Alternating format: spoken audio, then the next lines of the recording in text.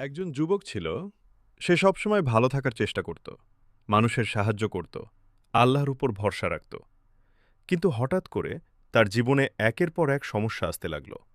টাকা নেই, কাজ নেই, পরিবারেও শান্তি নেই।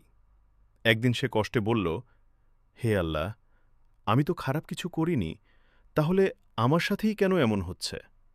মন ভেঙে সে একদিন নির্জনে হাঁটতে বের হল। হাঁটতে হাঁটতে সে দেখল একটা শুকনো গাছ, একদম মরে যাওয়ার মতো। সে ভাবল, এটার তো আর বাঁচার কোনো আশা নেই। ঠিক তখনই হালকা বৃষ্টি শুরু হল। এক ফোঁটা, দুই ফোঁটা। কয়েকদিন পর সে আবার সেই পথে গেল। সে অবাক হয়ে দেখল গাছটায় ছোট ছোট সবুজ পাতা গজিয়েছে। তার বুকটা কেঁপে উঠল। সে বুঝল গাছটা একদিনে শুকায়নি, আর একদিনে সবুজও হয়নি। কিন্তু আল্লাহ ঠিক সময়ে, ঠিক পরিমাণে, ঠিক জায়গায় রহমত দেন। সে আকাশের দিকে তাকিয়ে বলল, হে আল্লাহ, আমি বুঝেছি, আপনি দেরি করেন না, আপনি সঠিক সময়েই দেন। হতাশ হবেন না, আল্লাহ আপনাকে ভুলে যাননি।